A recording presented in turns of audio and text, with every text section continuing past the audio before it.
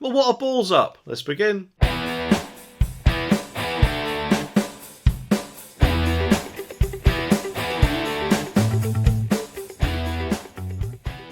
Freeview users have been warned that their favourite channels may be blacked out unexpectedly until the end of this week. A surge in atmospheric pressure could potentially interfere with Freeview signals across the UK between June the 13th and June the 18th. Hot weather translates to so-called hot pressure conditions, which routinely disrupts Freeview reception, and it frequently happens during heat waves in the UK, big or small.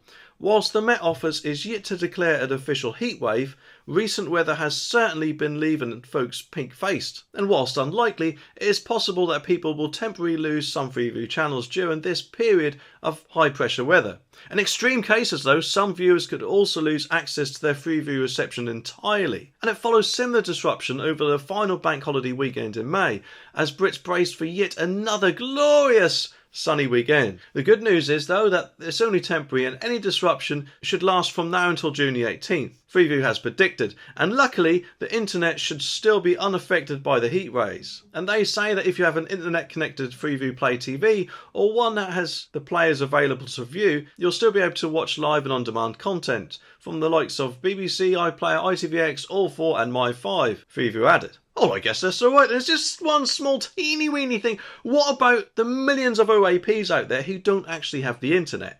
I mean, what do they do? How's it fair for them to miss their favourite programmes, whilst everyone with the internet and the tech-savvy people out there can just continue to watch as normal? It's not fair, and I think something should have been put in place to make sure that things like this just don't happen. I mean, correct me if I'm wrong, but I'm pretty sure that when I was a child, hot weather never actually disrupted my TV with the old analogue signal. So if something can disrupt a digital signal, isn't that going one step backwards? It just doesn't make any sense, does it? I know they say there's either all or nothing with digital, but as we live in 2023, you would have thought they would have sorted out this problem, wouldn't you? But no, of course, it only affects a small portion of the public, so I'm guessing they probably wanted to spend their money on something else and just let those people have a virtual kick in the gonads until the 18th. And if you think about it, either quite a lot of OAPs or maybe some other people who may be lonely out there do depend on the TV for company, don't they? So to them it's like they're losing a friend for 5 whole days, when that might be the only company they might have. And yes, I know admittedly Sky TV used to have, or maybe actually still does, have a problem when it rains and you'll lose a signal for a little while, but it's never been as long as 5 days, has it? So they really do need to improve this in my opinion. And if anything,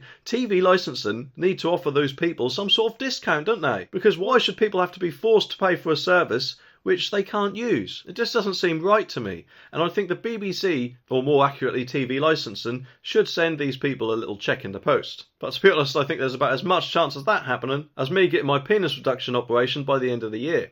Anyway, maybe, who knows, they could even be hoping that something like this will push people into using their on-demand services, so they could actually ditch the old way of watching TV entirely. Which admittedly, whilst I don't actually watch live TV anymore, a lot of people still do, and still prefer to do it that way. And I don't think they should have that taken away from them just because they don't want to pay for a subscription to Sky or a streaming service, or maybe even have the internet at all. Anyway, I should be back in about an hour, so make sure you click that subscribe button down there so you don't miss when the next video drops. I'll see you in the next one.